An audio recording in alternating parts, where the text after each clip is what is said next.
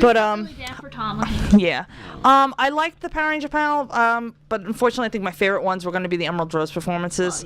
But I don't really count. I know they're not panels. Yeah, that's why I was going to segue into the next one. Was going to be non-panel panels that were going to be like performances or shows. I know you guys did a couple. Well, one of them was Rocky Drag. Yeah, Voltaire, and then the other one was Rocky Horror. How were those?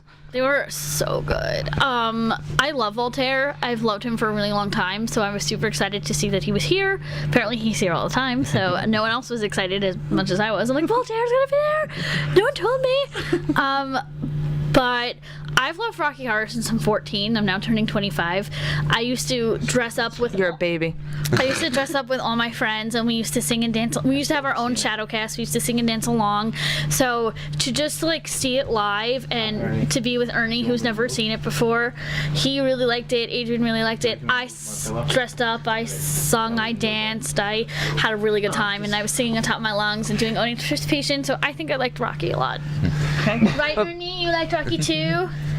Ernie's got his thumbs up. How about you, Adrian? I thought Rocky was like different. I mean, from anything I've ever seen. Because when I got there, I had no idea what I was getting into. I was both me and Ernie, they call us Rocky virgins.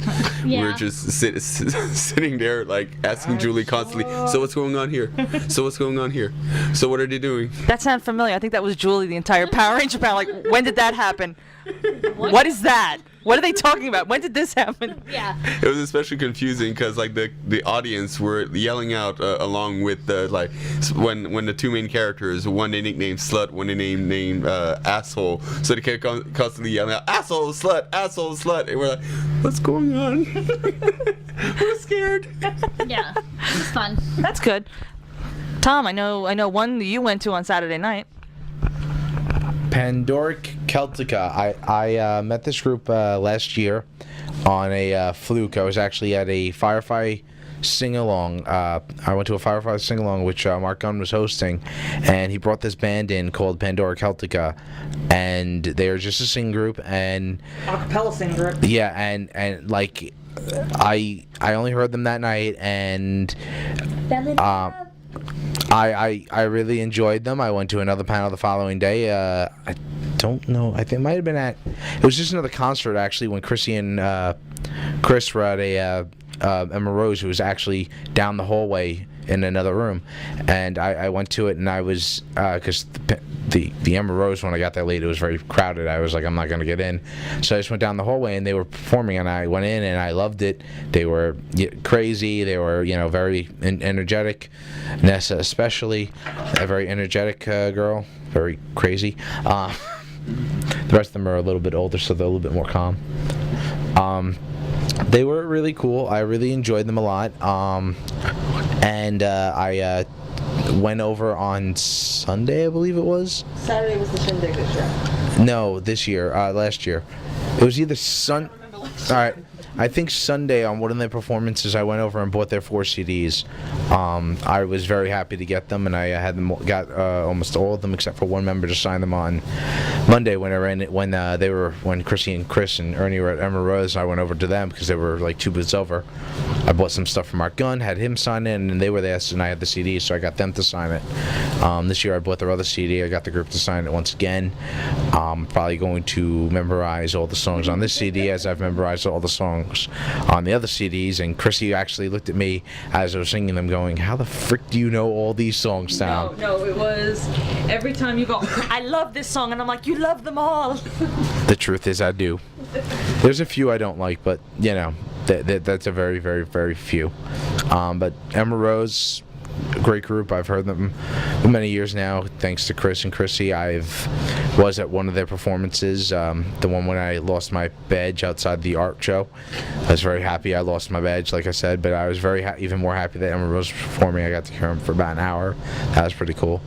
And then, of course, me and Chris went to as many Emerald Rose performances as possible, and you guys, I'm sure, are not shocked by that from last year, how much we love Emerald Rose. It's really... He's asleep. We really love them. They're a great bunch of guys. They really know how to perform. This year they had their own performances, but they also performed.